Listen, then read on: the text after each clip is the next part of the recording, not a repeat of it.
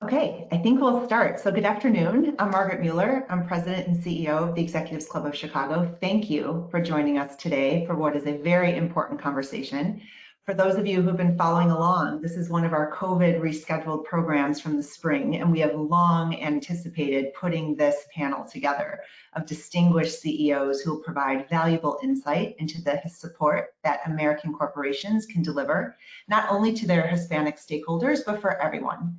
So joining us today in this conversation, we have Sandra Campos, former CEO of Diane von Furstenberg and founder of Fashion Launchpad, Mauricio Gutierrez, President and CEO of NRG, Maria Rios, CEO of Nation Waste, and Damian Rivera, CEO of the Association of Latino Professionals for America. And I'd like to take a moment to thank our promotional partner for today's event, Packed with Purpose.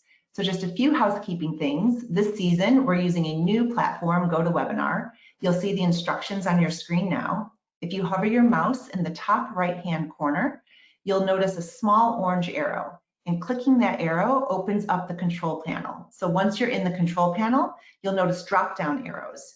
It will open up a handout with this information, so you don't have to worry about writing it down. And there's also a drop-down where you can ask questions of our panelists. And should you run into any technical issues, just email programs@executivesclub.org, and a member of my team will be in touch to assist, and that'll be in the chat too, so you have that. So with that, I'd like to hand it over to our moderator, Claudia Romo Edelman, founder of We Are All Human, who will begin our discussion today. Over to you, Claudia. Thank you so much, Margaret. Thank you so much for the opportunity to have a discussion about the Hispanic agenda here with your distinguished members. Today, we're talking about growth. Yes, we're talking about the Hispanic community. And we're going to be talking about the role that corporate America plays in supporting Hispanic stars. But before that, let's actually hear it from the Hispanic stars themselves. I would like to ask each of the panelists to introduce briefly yourselves to the audience. Maria, would you like to start? Absolutely. Well, good afternoon, everyone. Glad to be here, and thank you, Claudia, for having us. Maria Rios, President and CEO for Nation Waste Inc., first Latina in the waste management industry in American history. Sandra, would you like to go? Sure. I'm Sandra Campos. I have been in fashion my entire career. I am most recently the CEO of Diane von Furstenberg DVF. I am founding a company called Fashion Launchpad, which I'll talk about later. And I am only one of the few female CEOs that is Latina, well, female and CEO and Latina within the fashion industry. Hispanic Star, Damian. Hi, thank you for having me. Damian Rivera, CEO for ALPFA, and prior to that, I was with Accenture for a little over 20 years, a managing director there, focused on the energy industry, and thank you again for having me here. Thank you for being here, Mauricio Gutierrez. Thank you, Claudia. It's great to be here with all of you today. Thank you for the invitation to this very important and relevant panel. I hope that everybody who's listening to this panel is staying safe and well. I'm Mauricio Gutierrez, President and CEO of NRG. We are one of the leading power companies in the country. We serve close to 4 million retail customers. And also we have one of the most diverse generation portfolios in the country. So it's great to be here with all of you. Yes, and Mauricio is one of the very few Hispanic CEOs in Fortune 500 companies. Welcome, panelists. Today, we're going to be talking about the Hispanic community, the role that corporate America plays. And for that, we have to start by being in the same page. So let's start with the numbers. We Hispanics, Latino, Latinx, whatever you want to call it, whatever you feel comfortable with, because for the community, it doesn't matter as long as we're valued.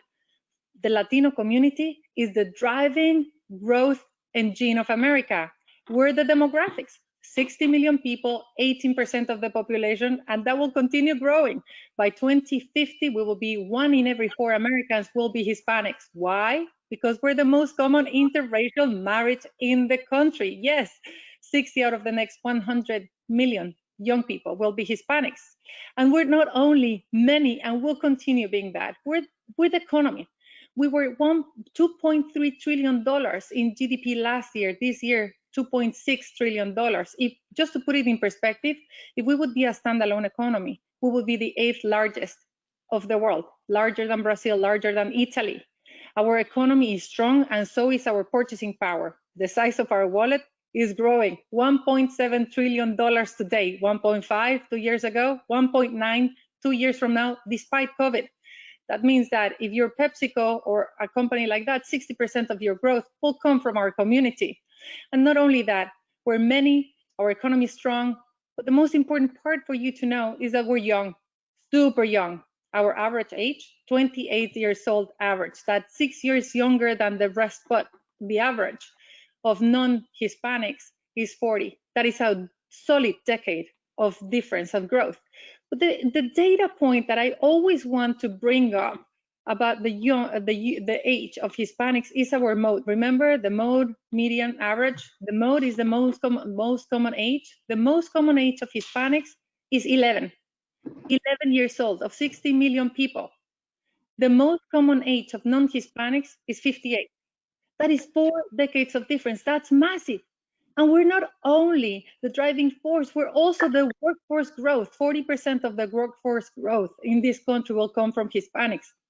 And in an aging America, Hispanics are paying the taxes, the Social Security, the voters, 32 million eligible voters. Our community is the driving force of this country. And it will continue being that. Apologies for a second. It's a lot of numbers, right? We're so many. We're not only paying the taxes and the Social Security, 100 billion a year as a fact. That's a lot.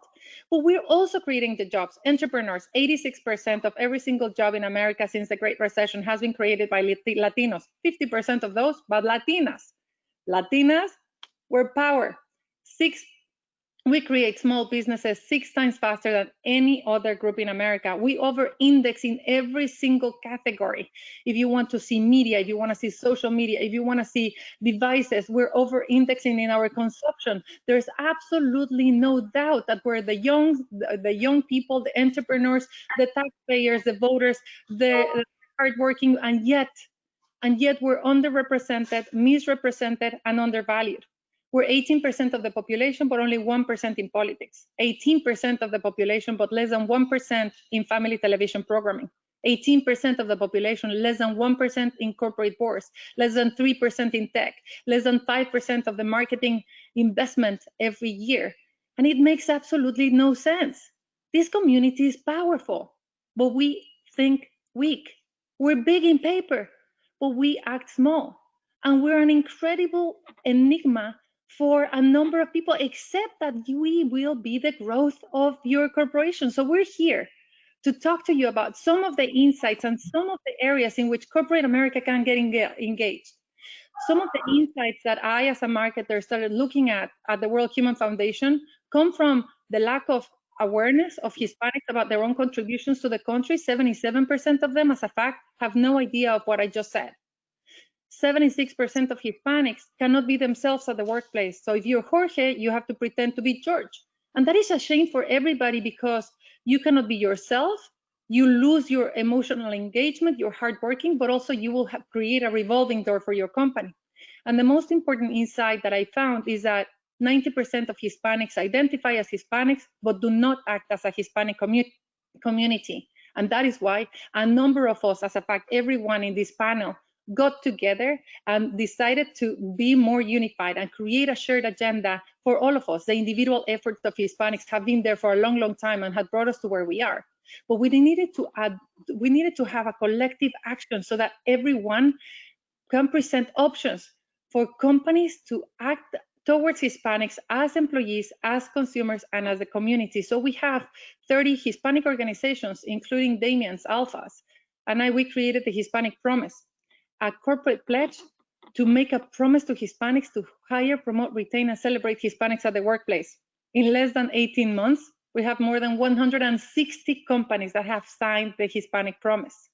We created the Hispanic Star, a changing perception campaign, a platform to showcase the incredible contributions of Hispanics to the country so that we can be seen, heard, and valued, so that companies can be Hispanic Star companies and showcase your Hispanic Star employees, and also talk to your consumers as Hispanic stars. And with that background and knowing that Hispanics mean growth and that there are tools available for everyone, I would like to kick off this panel so that we can hear from our own Hispanic stars, so that you, dear audience in Chicago, can get to know Hispanic star leaders and you can get to engage with our community. So I'm going to start this conversation by asking a question. Let's start with Mauricio and then with everyone as a fact. So what does the Hispanic Star, that framework, think of it like the rainbow for the LGBTQ or the Sustainable Development Goals where everyone can adhere to.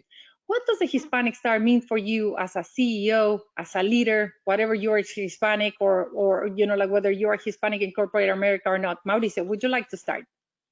Yes, sure, Claudia. Well, first of all, I am incredibly honored to be selected as one of the Hispanic stars and be in company with such successful people like we have in the panel. I think we have some common ground, all of us as leaders. We are trying to make change. We're leading change, and we're bringing our communities together. When I think about the Hispanic Star, I think of it as an opportunity to bridge the gap between those who have reached top positions, like all of us in our respective fields, and those of you who are beginning your journeys. So this is a community that is breaking the barriers that have created the underrepresentation that you have already described. And as part of that, the company that I lead is also part of the Hispanic Promise. And I think that's just a proof point that demonstrates our commitment to a diverse workforce that better represent the communities that we serve and the communities at large. Thank you so much. And clearly, Hispanics are an incredible, Hispanic stars play a role as role models. And you, Mauricio, you're a role model for so many people that actually see it. When you see it, you can be it. And just by having you as a CEO of a Fortune 500 company, you're a Hispanic star, being a role model for so many. Damian. Yeah, I mean, to me, it's a big part of changing the narrative, right? It's a big part of understanding for each of us how our journeys translate over to the power that we have as individuals and within our community as a whole. The Hispanic Star is a representation of all of us and who we are. And when we think and say the words, right? Think and say the word Hispanic Star, I am a star, that starts changing things in how we think. And then when we start engaging in our community and talking about each other and understanding that, yes, we are stars, when we understand the data, that translates over to impact and movement. So when I think about it, it's about bringing us together as a community, because we are diversity within the Hispanic community, but the star is a part of bringing us all together and changing that narrative so we can continue to make a difference as we are moving forward. So that's what it feels and means to me. It's a phenomenal initiative that you put together, and one that you could tell by my passion over here, I love. We love that passion. That's who we are. We are our values. We're hardworking. We're a passion. Maria. Hey, well, yeah, this is wonderful. Great answers. Well, Claudia, first and foremost, thank you once again for convening during this most critical time in our country. Your efforts are most appreciated by us all. And the Hispanic Star means, for me, is orgullo and pride for our contribution as Hispanics. This is our time to shine. As an entrepreneur, we're driving the American economy and starting more businesses than anyone else over the last 10 years.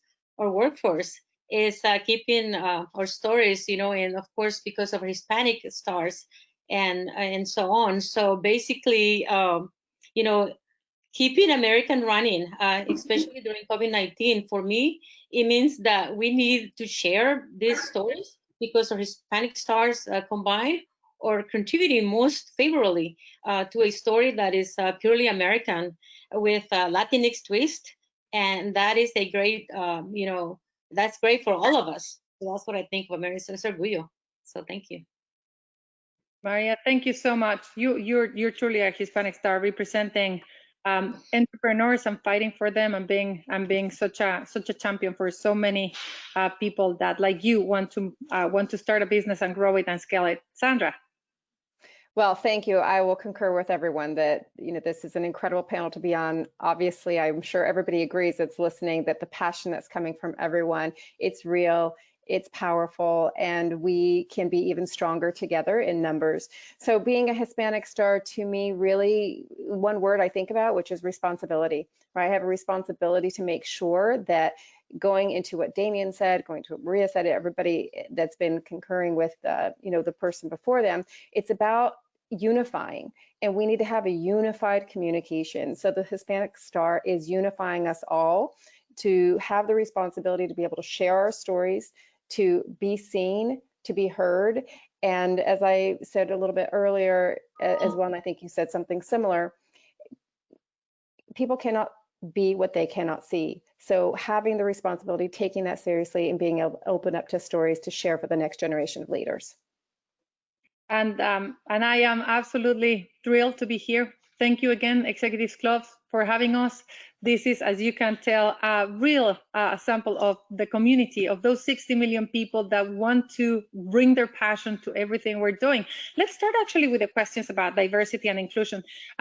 Mauricio, I would like to start with you, if you don't mind. So diversity and inclusion, inclusion and diversity, whatever you want to put it in the order, it is hotter than ever before. You've been talking and acting upon that, but now with everything that has happened with racial injustice conversations and so on, it is really at the center of conversations. There's no company that can't, that is not taking stock and taking action at that.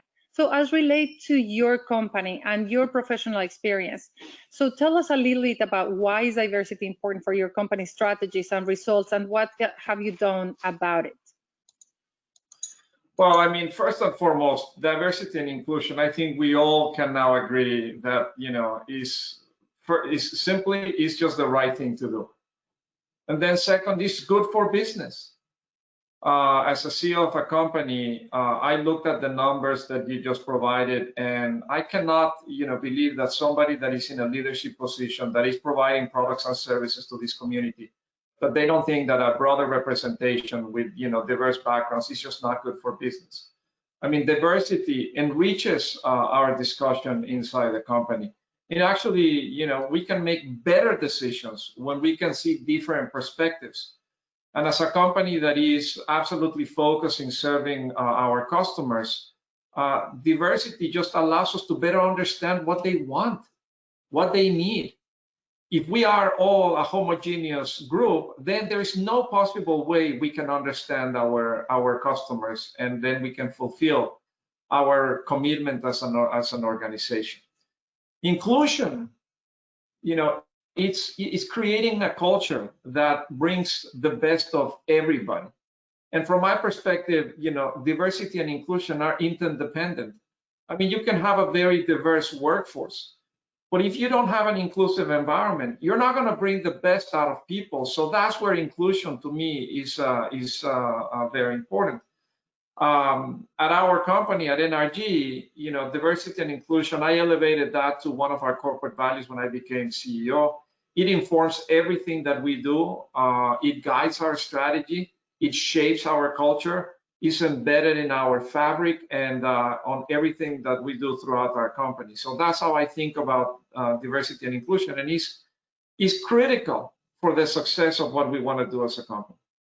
Yeah, and you're walking the walk and talking the talk. I know for years, since I know you, you've been talking about this and doing it.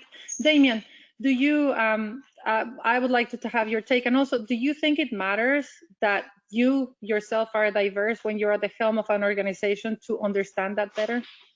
Yeah, so I mean, I think a couple pieces, right? And I think everybody hears the diversity leads to innovation, and innovation leads to better business results. What I like to make sure is people understand, well, how does innovation actually occur, and how does that truly translate, right? So one key piece is, from an innovation standpoint, you can only innovate if you take things that you know, things that you've learned, things that you've done, and recombine pieces. So when you have a diverse group together, you expand out what you know and what you can move forward. Think about some of the best innovations ever in history, right? Go back to the assembly line.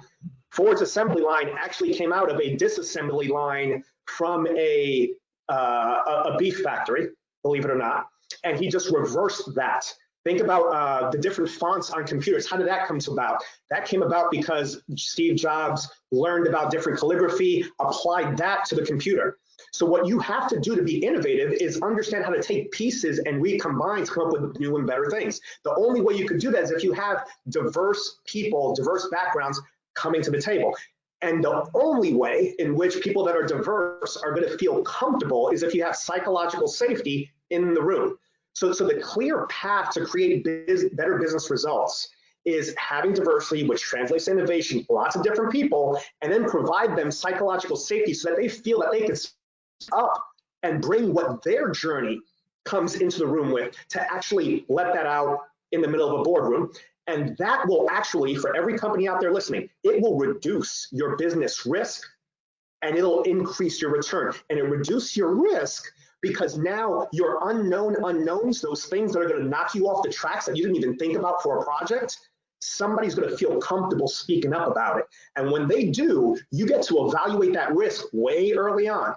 And you get to decide, maybe this project ain't worth doing. And you go to something else that's going to be a better return on capital. See, Claudia, whenever I talk about the business case for diversity, I focus a lot on the business side of it. It is absolutely a moral imperative for all of us. But any company who wants growth has to engage this community. And they have to up and down, from entry-level positions through mid-career through board members.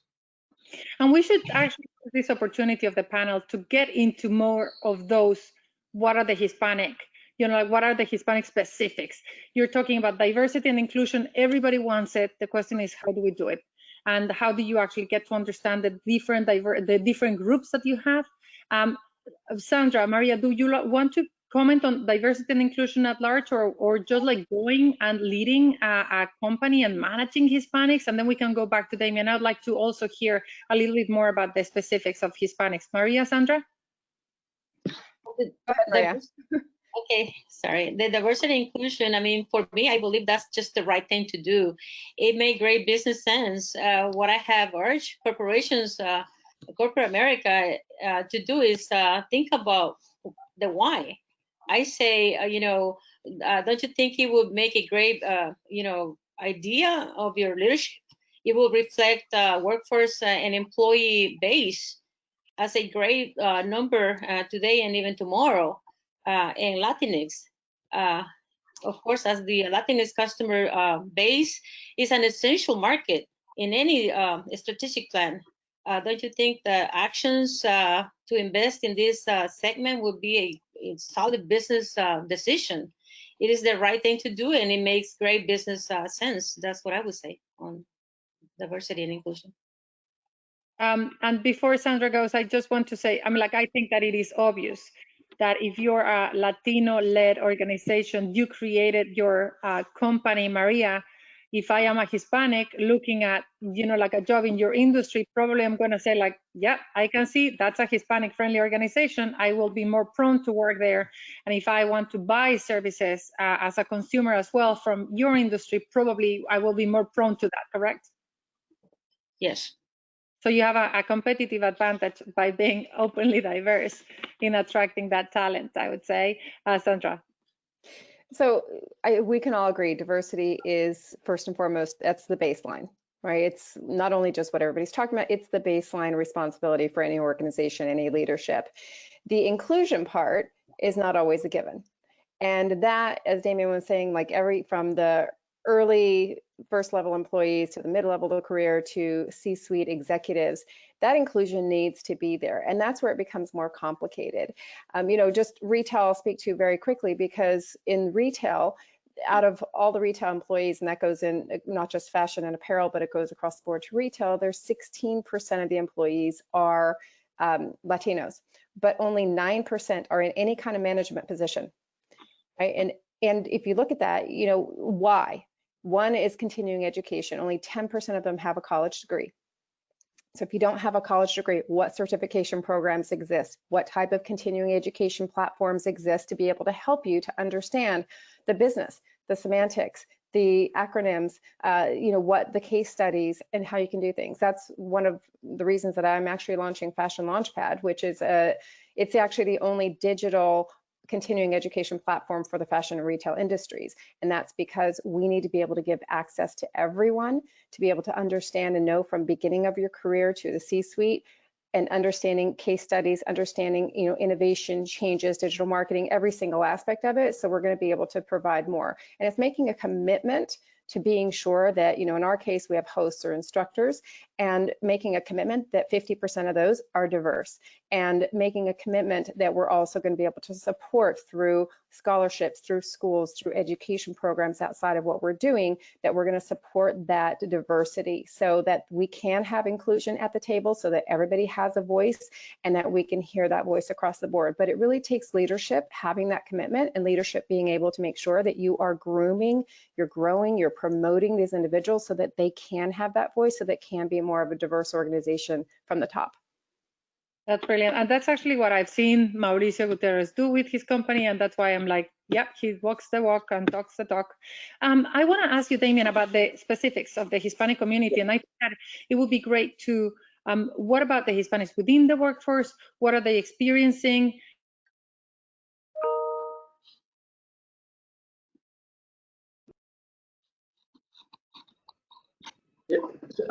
So it looked like it froze up on me a little bit. I'm assuming you guys can still hear me right now. Couple of key pieces there in terms of what I have seen based on conversations with a lot of our members. So that we can manage, we can hire, we can promote that. Are you guys able to hear me okay? Yes? Okay, great. So couple of key pieces, right? One of the big things that's happening right now is people starting to question questioning what is my purpose, what is it that I should be doing right now, seeing so many folks from the community that are being impacted, right? So from a company perspective, what I highly encourage them to think about is, I'll say this, not everybody's experiencing the same thing. Not everybody's experiencing the same thing, because I go to the Latino community is diversity within diversity, right? So we have a lot of different pieces there. We're not a monolith. We are very diverse. We have a lot of common values, but we are very diverse as a community. Things to consider or things to be thinking about are the fact that you have quite a few multi-generational households. And so that household may be different than a single generational household. Companies need to make sure that they are engaging with their employees to understand what they are going through and understand two pieces. One, how can the company help them? But also, I think even more critically, how can that person, given all of their value as an individual, how can they help the company out as well? And what I mean by that is understanding that the Latino community, the empathy that we have as a group, the way that we are continuing to look to give back is a huge opportunity for companies to be able to bring that part of the culture of the organization and really create an even bigger bonding between employees while they are separated. So I think there's a lot of different ways that we can leverage the Latino community that's out there in a extremely positive way. And you broke up a little bit there, so I'm hoping I hit on the question completely that you were asking. The other piece is that I think I heard was in terms of how can individuals work through what's happening right now as employees, how can they look to better engage? One thing I highly encourage people to do is, again, remember your journey, remember the power that you have as individuals, and widen the funnel. And what I mean by that is identify opportunities that are adjacent to what your core domain skill is, to be able to understand how you can broaden your impact, whether it's where you're working, in your community, for your family, to be able to continue to give back. But also, I appreciate I froze. I hope it was in a good frame and not that I was looking like that. So you need 3 Hispanics in a corporate room to feel comfortable to speak up. You need 2 women, you need 3 Hispanics. And there was one example you gave me once, Damian, about yourself, that you were in a meeting and that your boss was wondering whether he could promote you, but there was an issue. Do you want to share that personal story? Because I think it is important to understand for all of us that Hispanics will be the future workforce. So it's so important to educate us, to invest on us the way that Mauricio is doing in investing in the community, and also to make sure that you understand what are the nuances of the Hispanic community. Yeah. So share your personal example, please. And I think it's important for people to understand where I grew up, right? So I grew up in Spanish Harlem. I grew up in the projects. And so for this specific example that we were sharing before was the question of whether or not I can establish C-suite relationships. This was before I made it to a managing director. The question was, I don't know if Damian can make C-suite relationships. And when I dug into the whys behind that, one of the big reasons was eye contact and how much eye contact I wasn't making. And what they didn't realize is that where I grew up, if you make a little bit too much eye contact, you're probably going to get punched in the face. And so respect was actually not making too much eye contact.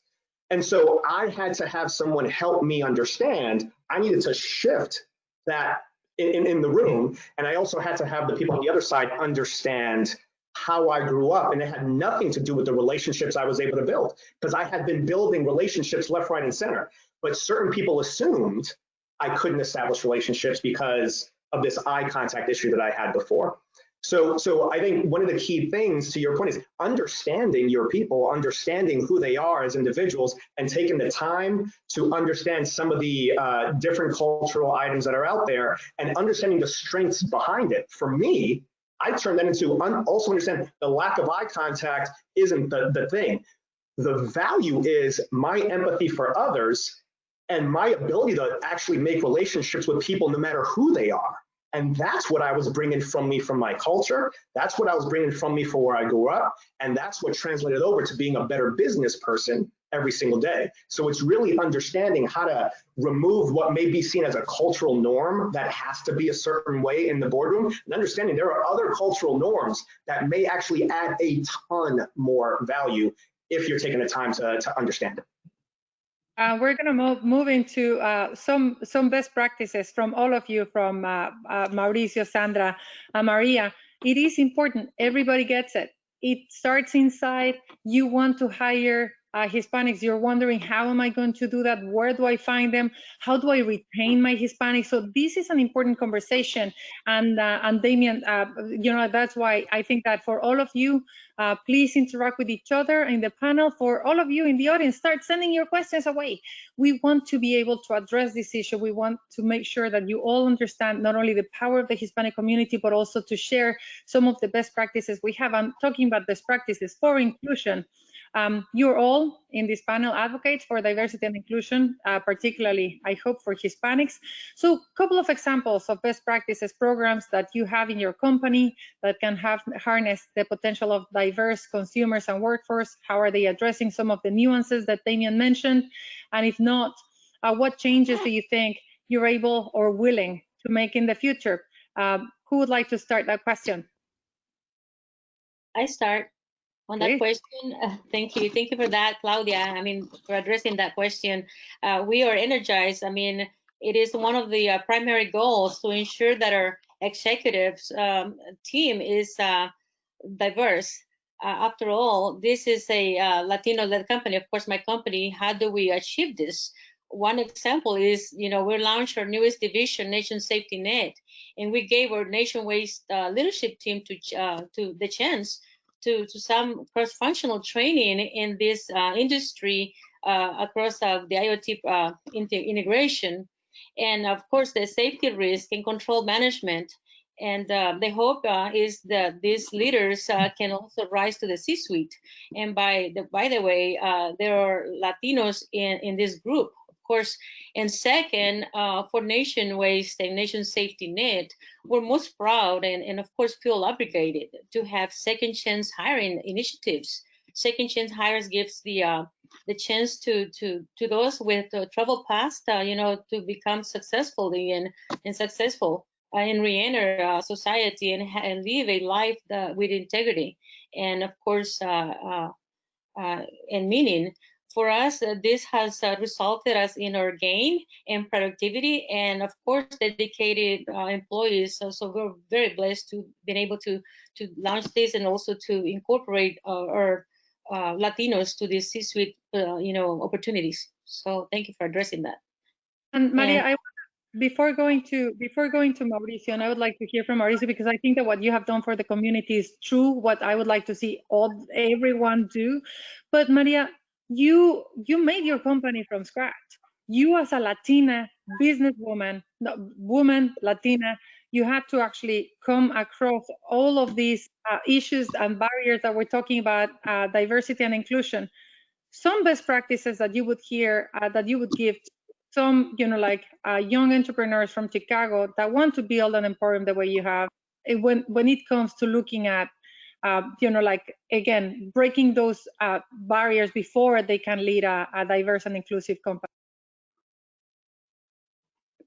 Okay, I didn't hear you much well, but if I of course I started my company from scratch, and of course I've been able to grow my company and scale my company, and it's a diverse company, and I am proud and to be a Latina that I can embrace everything that I would like for every company to embrace as well. Of course, we're very proud of that. But for industry, waste management, environmental, and sustainability and safety tech, the Hispanic influence not only dominates today, but will dominates tomorrow. As such, every supply chain intersection point is contingent to Hispanic imprint, from frontline workers to drivers, business administration, and equally important, leadership.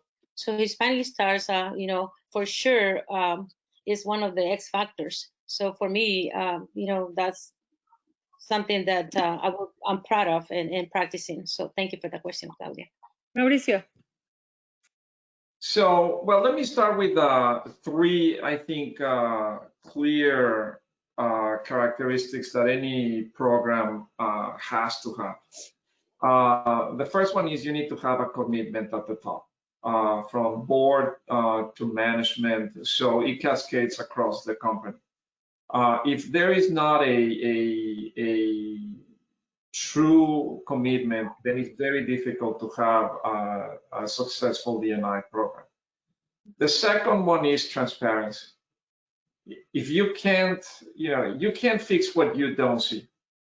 Organizations, corporations need to be open and transparent with their diversity numbers and their inclusion. You need to be able to very clearly and openly communicate with your stakeholders. And I will say, NRG is not where we wanted it to be as on diversity, but it starts by acknowledging that you have a problem, by being transparent and that you have a problem, so you can actually fix it.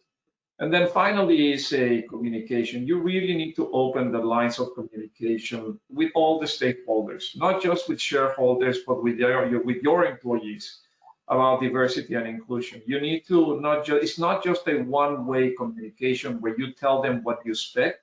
It's a two-way communication where you need to listen to them and how they're experiencing and what are they feeling and what do they want and what are their priorities. So this two-way communication is very important. Now, let me give you just some of the things that we have done at NRG. As I said, as I mentioned before, when I became CEO, one of the first things that I did is I elevated diversity and inclusion to be a corporate value because I wanted to guide everything that we did as a company. And it allowed me to have a really open conversation with the board of directors about the importance of diversity and inclusion. The second thing is I worked with my chairman of the board over the past 3.5 years to walk the walk. It has to start at the board level. We can't talk about diversity and inclusion if we don't have a diverse board. That's simple. It's as simple as that.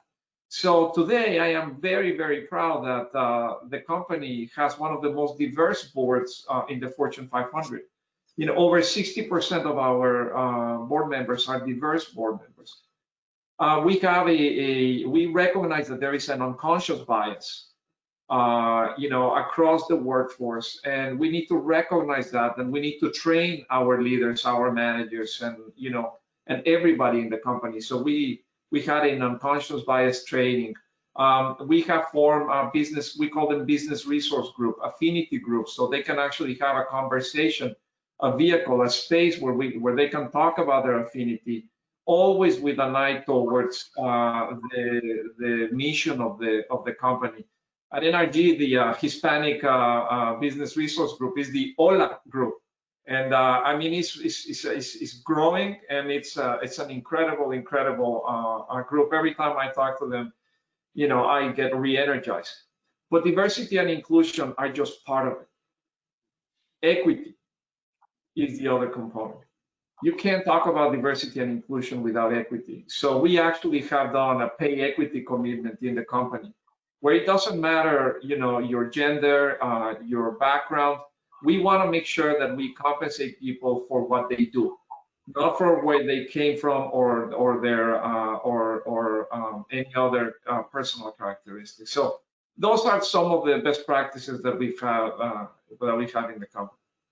But not only that, Mauricio, I mean, like, if I may, I know that I think that people also recognize when you care about their communities, when you care about their, so you have, what you have done in COVID, during COVID time, and supporting the communities where you operate matters for your employees.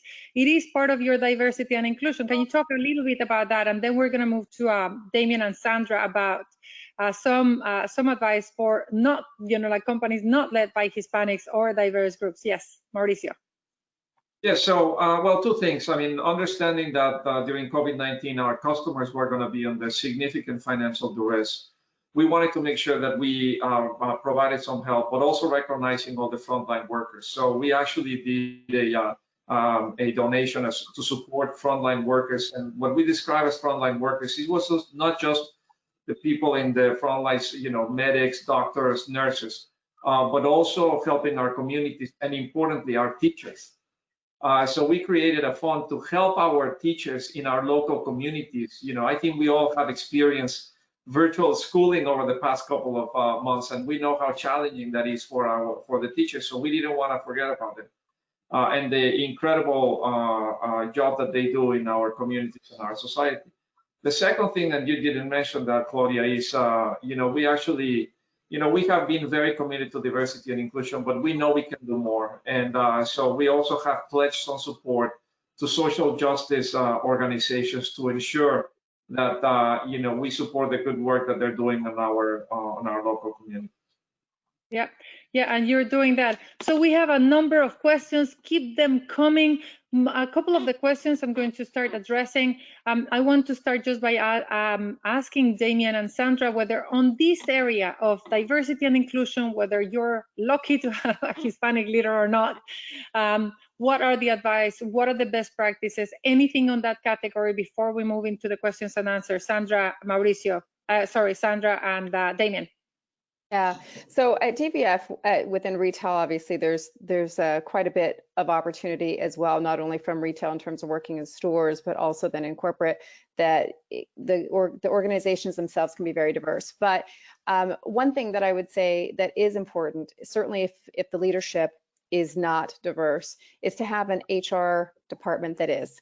One thing that we did was went to job fairs, career days within different universities around the country and sent our very diverse group of 4 people within HR. And they were diverse enough for, you know, for those in college to be able to see, oh, I might fit in there. They speak my language, you know, they look like me.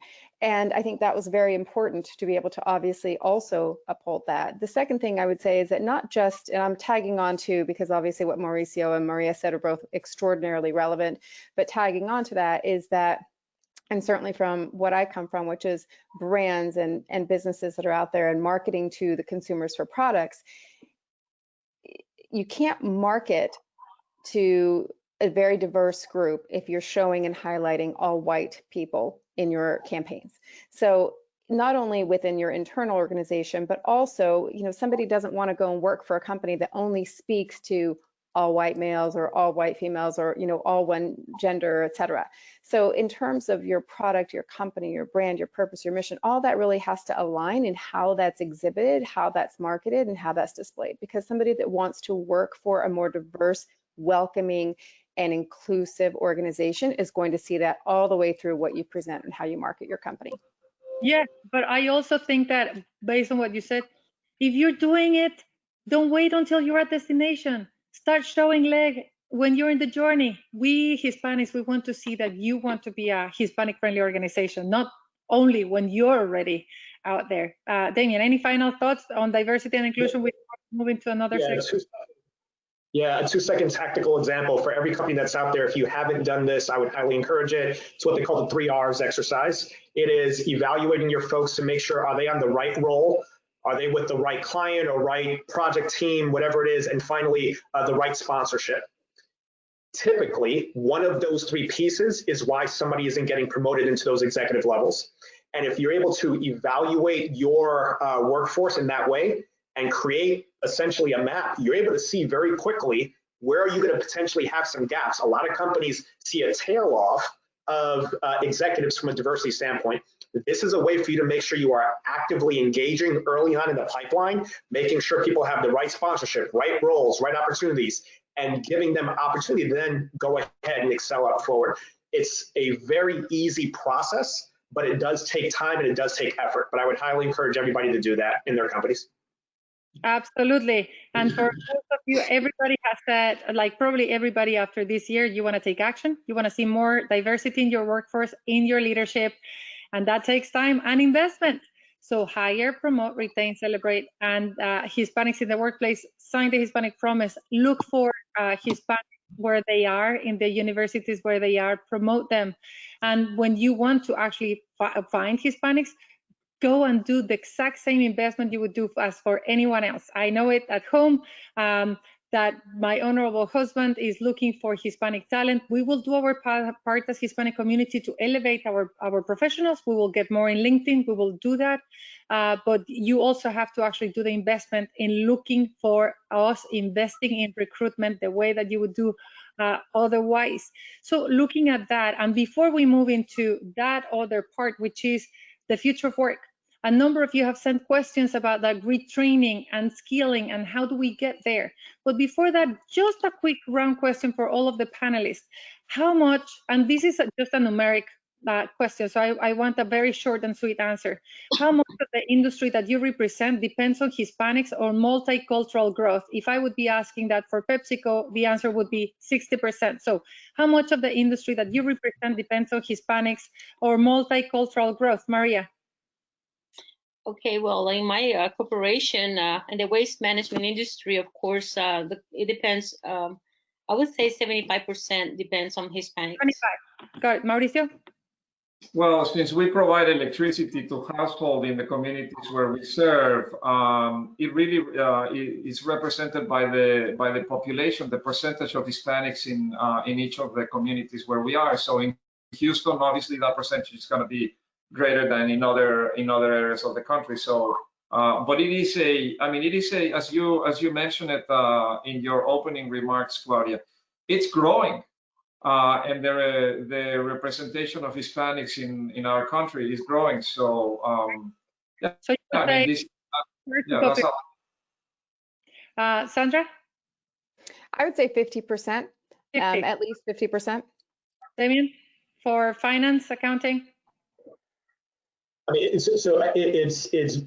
think the key piece is it's growing, right? The significance of growing. So the wealth is growing within the Latino community. Education numbers are growing. I can't give you a specific number right now, but the key piece there is from a wealth standpoint, it is growing faster than anybody else. And so any company that's looking for how do we continue our growth, you have to engage in the community.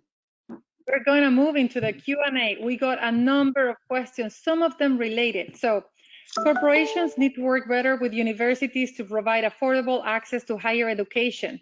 How do we encourage corporations to create partnerships? Second related question. It is important to encourage the Latino community to educate themselves so that they can get into the sweet jobs. What are the panelists doing to encourage the Latino community to educate themselves and empower them to be heard in the workforce? And the last related question, because we have many more, but the last related question, which is about retraining, skilling, education, partnerships, internships, mentorships. Lack of access to information and network about corporate world can be a huge barrier, particularly to low-income Latinos who might be the first in their families to attend college. How can companies increase representation of Latinos from all different socioeconomic backgrounds? Who would like to give a first go at this bundle of questions?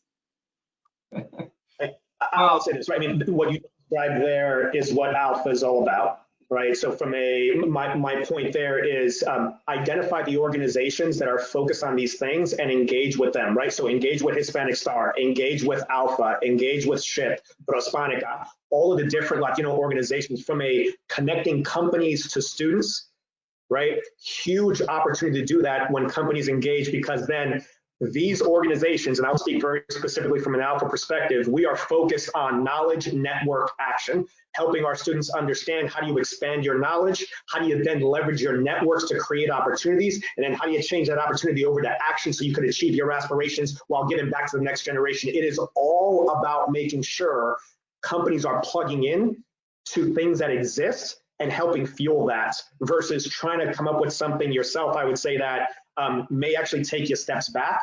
Engage with these groups that are out there that are focused on this already. Anyone else?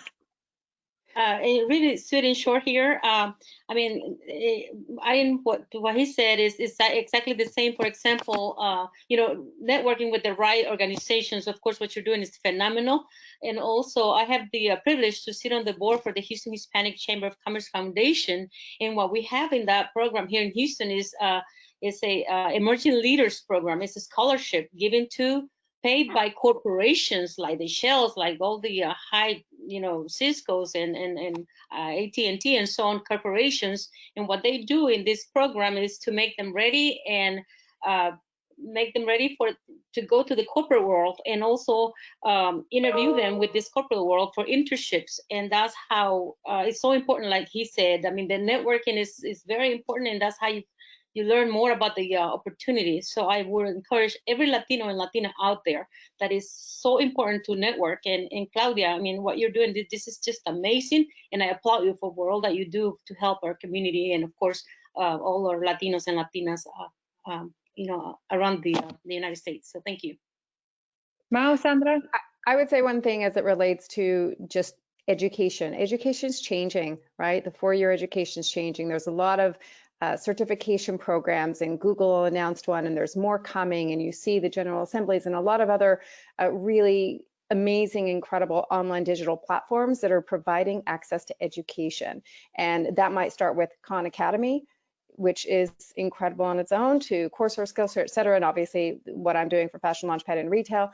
And I think that is something we have to make sure that Latinos take advantage of, making sure that there's that awareness that exists, because it does, and many of them are free or very, very low in cost, and others provide scholarship opportunities. So I think that's one that we have to acknowledge. Education is changing. So from an employer standpoint and a leadership standpoint, being open from the beginning in terms of internships, that it doesn't have to be a brand name university or college. It needs to be about the experience. It needs to be about the passion and the desire for somebody to be able to learn and grow. And Mauricio, I want to ask you. Yeah, let me just continue with that thought, because I think everybody was onto something very critical for this. And on the education side, obviously a lot of corporations are supporting these universities, technical colleges. They're creating internships, but there is also some accountability that we as large corporations need to have, and is not every job needs a 4-year degree. And it almost feels like every time we post a position, you know, it's become table stakes that they need to have a 4-year degree.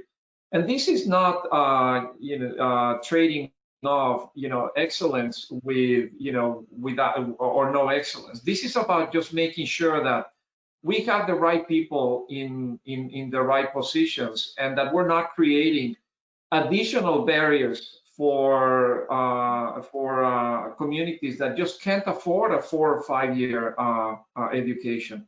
And I mean, I applaud what Sandra is doing, and we just need more of that. And we as corporations need to recognize that, not every great candidate is going to have a 4 or 5 year degree. I mean, they can come from very different places. So I want to put a little bit of the onus on us as corporations to make sure that we break that taboo, and that we're starting to think about how we are opening these opportunities, job opportunities for the right person with the right skills. And Can I add to that? Can I just add? I'm sorry, Claudia. We have 4 minutes to go, and I just wanted to, on that, Mauricio, as a CEO, is it realistic, knowing that we have, for the Hispanic community, the opportunity to have internships, apprenticeships, mentorships, and scholarships, is it realistic for, as the questions were related, what can corporate America do? Is it realistic to come as the Hispanic community with options saying, like, what can you do for these 4 areas to increase senior positions, to increase the people that you have? How can you help in those 4 areas? Is that a realistic ask for a CEO? I mean, I think it's realistic, but you have to think about it a little bit more comprehensive. I think that diversity and inclusion is really the basket that captures all of that. And one of the things that is clear to me is any company that is looking at serving customers, if they don't have a diverse workforce that represents their communities, or their customers, it's very difficult for them to really fulfill that promise of being customer-centric, because you will be completely blindsided to what they want, what they cater. So I think that when you're having that conversations with corporations, the right approach to do it, and I think that's what you guys are doing, is look at the numbers. Create that awareness of the value that the Hispanic community brings to these corporations. That's the starting point.